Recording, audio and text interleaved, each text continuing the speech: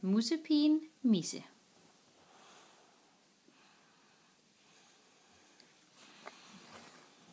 Musepigen Misse.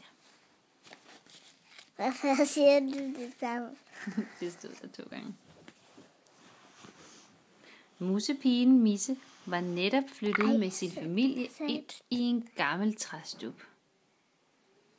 Og nu skulle hun begynde i en ny børnehave. Sådan. Hej og velkommen, Misse, sagde musepædagogen. Drillemusen Dorit, der havde de største, flotteste gule tænder i hele klassen, sagde: Misse rimer på tisse. Så lå alle de andre museunger. Musse blev forvirret og meget ked af det. Hun følte sig mutters alene og ville bare hjem igen. Resten af dagen gik hun helt for sig selv og ventede på sin mor uden at snakke med nogen. Kan du se der Misse derovre? Ja, hun er helt ked af det, fordi de drillede hende, ikke? Hvad sagde de? De sagde det der med, at Misse rimer på tisse. Det var ikke sødt sagt. Misse rimer på tisse. Ja, det var det, de sagde. Om eftermiddagen... Tisser på Mikke. Om eftermiddagen kom Misses ven, Bamseven, forbi træstuben. Hvordan gik det i børnehaven? Spurgte Bamseven. Misse begyndte at græde og fortalte om sin dag og om drillemusen Dorit. Mor, hvad sagde de nu? Jeg kan ikke huske det. Det er hende der Musse.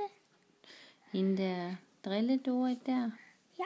De sagde, at Misse rimer på tisse. Ikke? Er det hende der? Det er hende der? Nej, det er den søde jo. Det er jo... Det her er jo Misse, og hendes brødre ville give Dorit buksevand. Men det synes Bamseven var en dårlig idé. I stedet sagde han: Du må sige til Dorit, at hun skal lade være med at drille. Misse svarede: Jamen, det tør jeg ikke. Hvis du ikke gør det, bliver hun måske bare ved, sagde Bamseven stille. Jo, mumlede Misse og så på Bamseven. Så hun skulle sige til hende, der drillede, at hun skulle lade være med at drille, ikke også? Ej, mor, har du læst alt det? Ja. Men næste dag... Nej, du er træt forfra. Nej, det skal vi ikke. Jo, Men... for det har du ikke læst. Og jeg har læst alt det på den anden side. Ej, må jeg ikke lige se, om du ikke kan. Bella, nu skal vi læse videre i bogen, så vi kan se, hvad der sker, ikke? Nå jo. Ja. Men næste dag råbte Dorit straks op, så snart hun fik øje på Misse. Se, der kommer tisse, Misse. Misse ville løbe ud og væk fra børnehaven. Men så fik hun øje på Bamseven, der tittede frem omme bag stakittet til legepladsen. Kom nu, Misse. Sig til hende, at du bliver ked af det, når hun driller dig, hviskede han. Misses hjerte bankede, mens hun gik langsomt og på helt stive ben hen til Dorit, der stod og smilede med sine flotte gule tænder. Jeg gider altså ikke blive kaldt for tissemisse, pæb Misse. Dorit svarede: Jamen, det var jo bare for sjov, sagde Dorit. Tissemisse.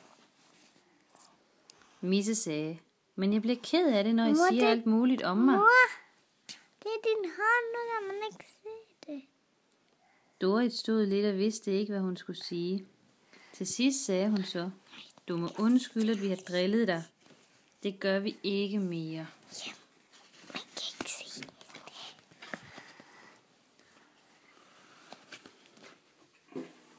Misse blev helt overrasket og glad over det, Dorit havde sagt.